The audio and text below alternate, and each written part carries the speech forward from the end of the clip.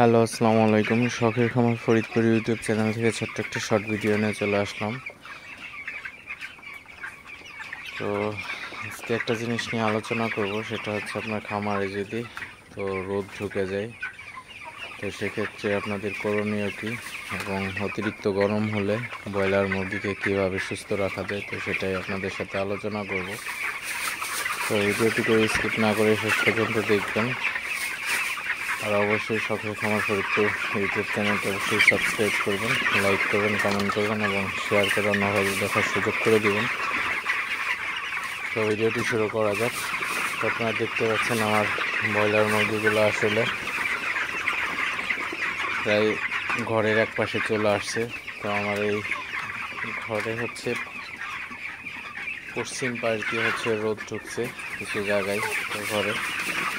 তো রোদ ঢোকার কারণে মুরগিগুলা কিন্তু অপর সাইডে চলে আসছে। তো অপর পাশে চলে আসার পরে কিন্তু মুরগিগুলা একদম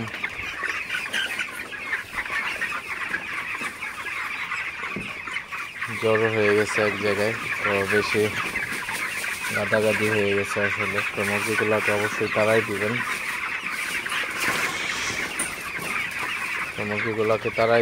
এবং পরিষ্কার পানি দিবেন।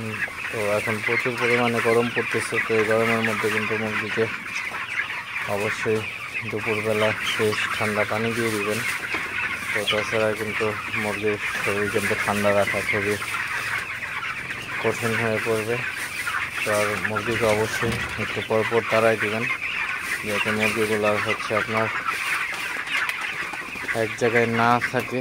তো এক জায়গায় মুরগিগুলো জড়ো হয়ে থাকলে কিন্তু মুরগির শরীরে গরম বেশি হবে এবং সেক্ষেত্রে কিন্তু মুরগির স্টপ করার ভয় থাকবে। তো এই জিনিসগুলো আপনারা অবশ্যই খেয়াল রাখবেন। তো আর ঘরের রোদ ঢুকলে, তো আপনার ঘরে রোদ ঢুকছে আপনারা দেখতে পাচ্ছেন। তো রোদ ঢুকলে অবশ্যই আপনারা সাইড পর্দাটা নামাই দিবেন, তাহলে কিন্তু আর রোদে কিছু করতে পারবে না। তো আমি সাইড পর্দা নামাই দিতেছি।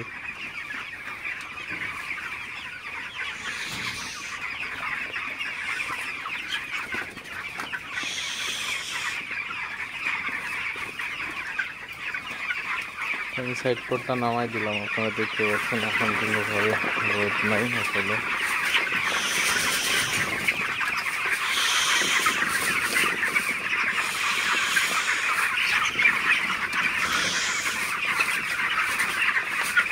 মুরগিগুলো তাড়াই দিবেন, যাতে পুরো ঘরে ছড়িয়ে থাকে।